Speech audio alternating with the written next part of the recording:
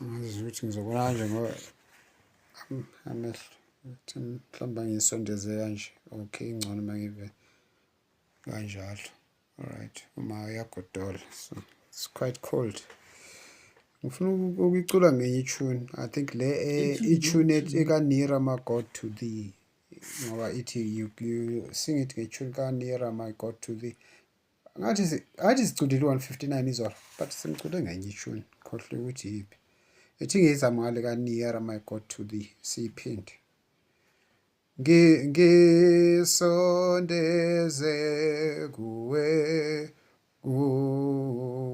Nkosi, khona ngibethelwe kanye nawe, njalo iculo lami njengomthandazo wami lithi ngisondeze kuwe Nkosi, noma ngingumhambi ngiphumule ngisebumnyameni lishonile, nasebuthongweni nasekuhambeni ngithi ngisondeze kuwe Nkosi, mangikhanyiselwe ngingakhutshwa endleleni eya ezulwini, ngidonse ngothando nangamazwi akho, ngithi ngisondeze kuwe Nkosi. Sibheke lelizwi siliphinde futhi le ubani uJakobe 4 verse 8. uJames angithi lo uJakobe uJames. Ngathi uyaqhaqhazela kodwa ma. Ede phela ingubo. Ede phela ingubo ma. Kodwa still mangukuthi uthi ungena amakhaza ngaphakathi. Konje bake bayichaza lento angisakhumbula. Konje sikuphi esibhedlela. Ngikhohliwe but umzimba kusho ukuthi kusuke kuyinto yangaphakathi noma u-eda ingubo still uyagodola still ngaphakathi until leyo condition leyo idlula. Ngikhohliwe baka I think mhlawumbe the time wawusejabulani hayi this year, the time wawusejabulani 2022 ngisho yakhumbula yilapho ongenwe amakhaza, the time wawunethwe imvula.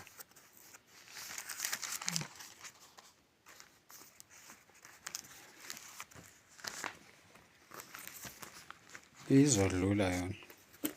Ungaphumi engubeni. Ngisho izodlula ngithi ngiyafuna. Ungaphumi engubeni. Ufuna uJakobe. uJames konje ukuphi?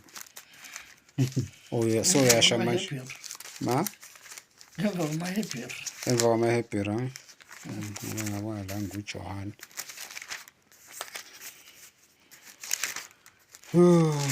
Khani ngisaya kuPetrus, ha.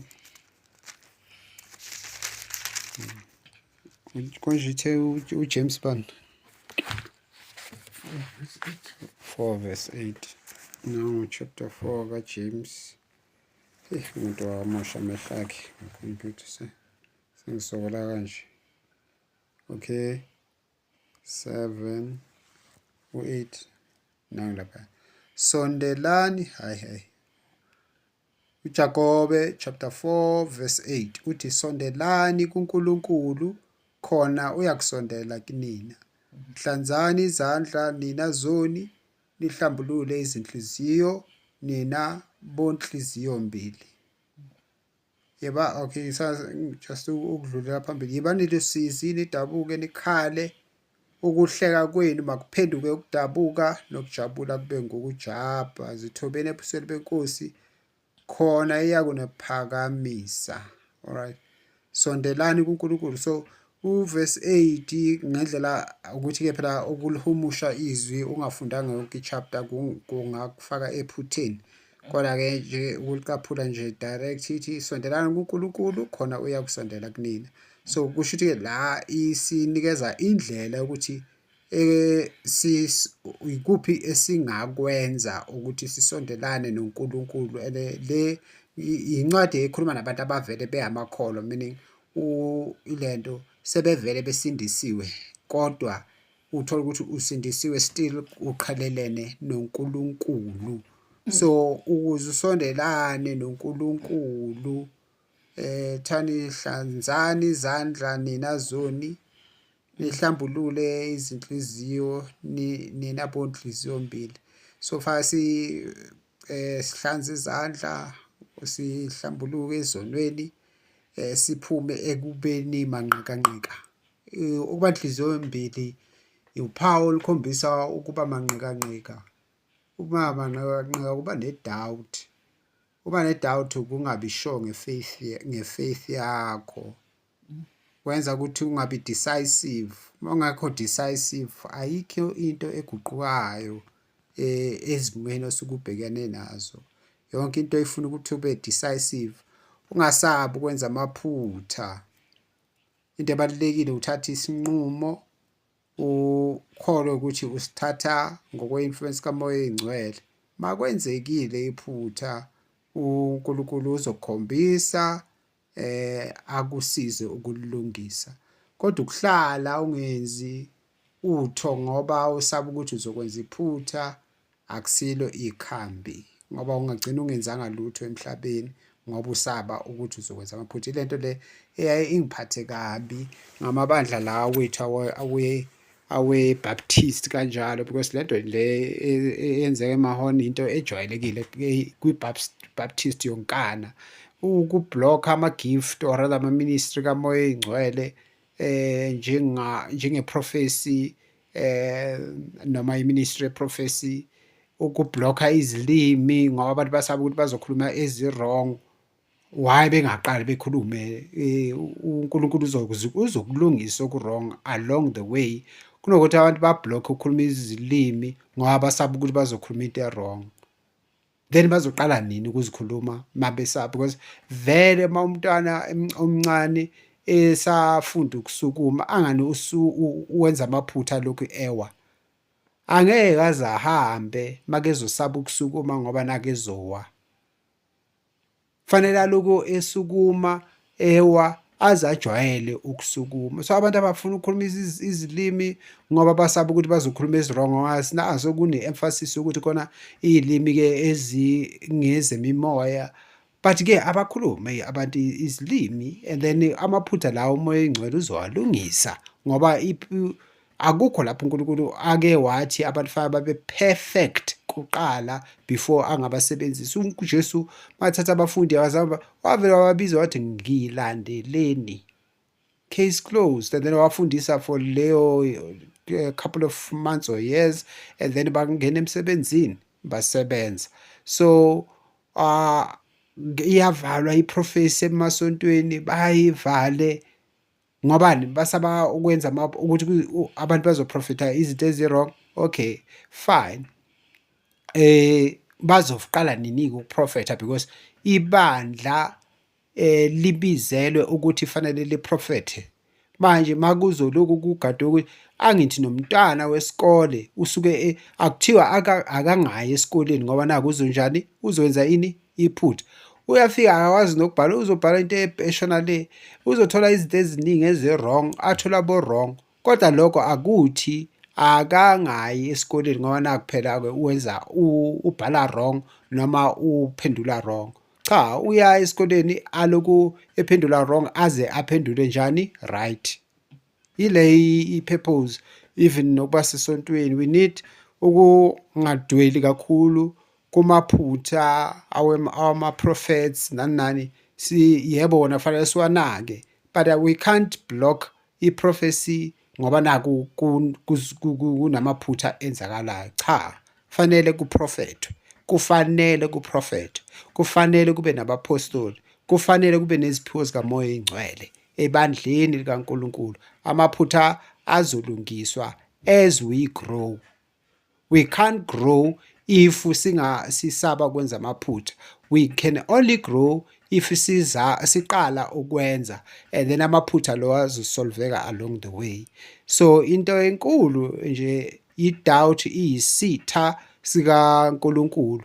Yilento yenza ukuthi uSathane angene kuphi Eden azenzele umathanda ngoba baba nokudoubt, because uNkulunkulu batshelile ukuthi isihlahla lesana bangasidli, and then uSathane usho lento ayishoyo kubona sebaba double minded, bamanqikanqika, abasathembi-ke phela baqala bamanqikanqika uNkulunkulu ethe, kusho ukuthi awusathembi-ke izwi likaNkulunkulu, which is a problem. Lapho-ke sewuqala uchallengeka ekukholweni kwakho. Okushiwo uNkulunkulu kushiwo uNkulunkulu. Ukuthi omunye umuntu kumphatha kabi, it does not matter. Impilo life doesn't cycle around those given people. Impilo imayelana noJesu. uJesu uye i-center of our focus, not ama-feelings abanye abantu. So whoever gets abazalwane babeshumayela ivangeli, whether abantu bayathanda abathandi, baze baba-attack bebashaya or befuna ukubashaya, because we are not here to please people, we are here to please God. So we cannot be made ukuba double-minded by people's feelings. We need to focus ukuthi uNkulunkulu uthini.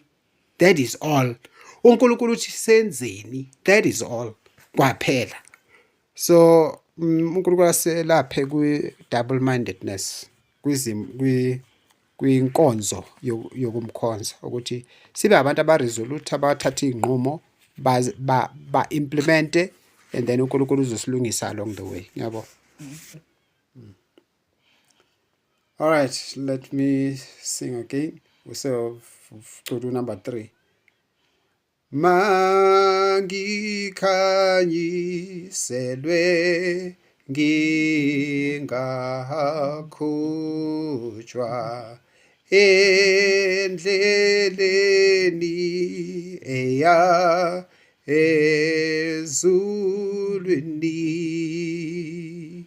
ngidonse ngothando nangamazwi akho, ngithi ngisondeze